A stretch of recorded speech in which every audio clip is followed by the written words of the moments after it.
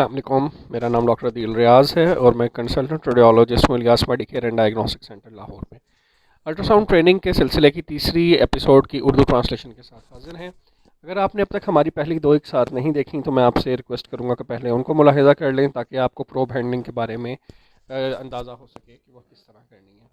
आज की इस एपिसोड में हम देखेंगे कि जिगर को देखने के लिए हमने क्या पेशेंट की पोजीशनिंग रखनी है, कौन सा प्रोब इस्तेमाल करना है और किस तरह हम जिगर को बेहतर तरीके से अल्ट्रासाउंड पर देख सकते हैं।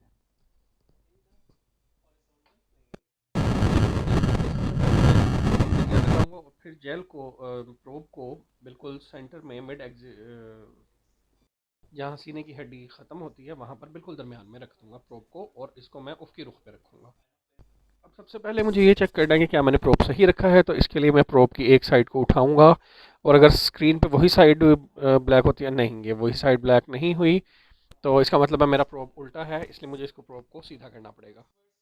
अब जिगर को देखने के लिए मैं अपने प्रोब को थोड़ा सा पेशेंट के सर की तरफ इसकी डायरेक्शन करूँगा, यानी प्रोब को पीछे की तरफ झुकाऊँगा और पीछे की तरफ झुकाने के साथ ही मैं इसको थोड़ा सा दाएं जानिब भी करूँगा ताकि मुझे जिगर जो है वो क्लियरली नज़र आ सके।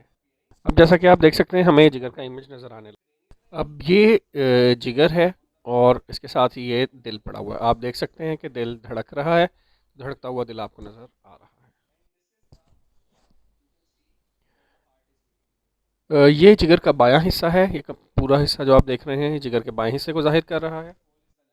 और अब जब मैं इसको थोड़ा सा दाएं जानिब झुकाऊंगा अपने प्रोब को तो ये जिगर का दायां हिस्सा मुझे पूरा नज़र आ रहा है। अब इस तस्वीर इस रुख पे देखने पे मुझे हिपैटिक वेन्स जो हैं, जिगर की वेन्स बड़ी अच्छी तरह नज़र आएंगी। अपने प्रोब को मैं थोड़ा सा ऊपर की जानिब झुकाऊंगा और मुझे हिपैटिक वेन्स जो हैं वो नज़र आना शुरू हो जाएंगी। इस वक्त जो है हमारे सामने स्क्रीन पे दरमियानी हिपैटिक वेन जो है, मिडल हिपैटिक वेन नज़र आ रही है। और इसके साथ ही नीचे की तरफ आप देख सकते हैं कि राइट हिपैटिक वेन और इसके साथ ऊपर लेफ़्ट हिपैटिक वेन भी है, लेकिन वो कम्प्लीटली हमें विजिबल नहीं है, क्रॉस सेक्शन में आ रही है।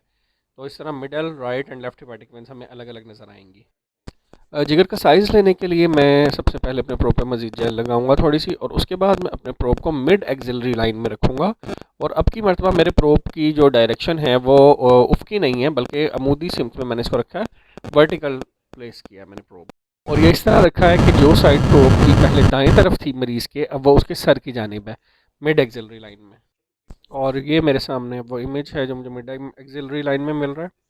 मैं प्रोब को थोड़ा सा जो है वो नीचे की जानिब झुकाऊंगा। ये इस वक्त आपको इमेज में जो है ये रिब शेडो नज़र आ रहा है, जो यानी जो पसली का एक साया सा कह लें वो नज़र आ रहा है। इसको कवर करने के लिए मैं पेशेंट को कहूँगा कि वो एक गहरा लंबा सांस लें। जब पेशेंट गहरा सांस लेगा तो ये जो रिब का शेडो है ये गायब हो जाएगा। रिब शेडो को पूरी तरह कवर करने के लिए मैं प्रोब को थोड़ा बहुत हिलाऊंगा और मुनासिब जगह यहाँ पे तलाश करूँगा जहाँ पे पसली जो है वो मेरे प्रोब के रास्ते में हाइल ना हो रही हो और मुझे एक बेहतर क्लियर इमेज मिल सके। अब ये पसली का जो है वो साया वो मेरे रास्ते से हट चुका है और अब यही वो पॉइंट है जहाँ पर मैं जिगर की मेजरमेंट लूँगा, उसका फासला टोटल साइज़ नापूँगा। ये डायाफ्राम है, डायाफ्राम से लेके जिगर का जो आखिरी किनारा मेरे सामने नज़र आ रहा है ऊपर स्क्रीन पे, मैं वहाँ तक का फासला नापूँगा और ये जिगर का साइज़ होगा। और ये फासला 15.8 सेंटीमीटर बन रहा है और मेरे मरीज़ की एज के मुताबिक जो है ये बिल्कुल नॉर्मल साइज़ है। और अब मैं दिखाता हूँ कि पोर्टल वेन हमने किस तरह देखनी है। दोबारा मैं प्रोब को मिड एक्सिलरी लाइन में रखूँगा जैसे हमने पहले रखा था, बिल्कुल उसी तरीके से। मैं कोशिश करूँगा कि गॉल ब्लैडर जो है वो मुझे नज़र आए और ये आपके सामने गॉल ब्लैडर है और जहाँ पर गॉल ब्लैडर का निचला हिस्सा है उसके बिल्कुल साथ ही जो है ये पोर्टल वेन हमारे सामने है। तो ये हमारे सामने पोर्टल वेन है और ये वो पॉइंट है यहाँ पे पोर्टल वेन दो हिस्सों में तकसीम हो रही है।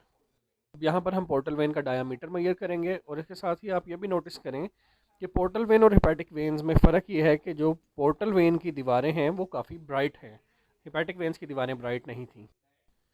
तो अब मैं यहाँ पे पोर्टल वेन का डायामीटर मेजर करूँगा और ये आए रहा है 0.7 mm, 0.7 सेंटीमीटर यानी 7 mm और ये पोर्टल वेन के लिहाज से बिल्कुल नॉर्मल साइज़ है।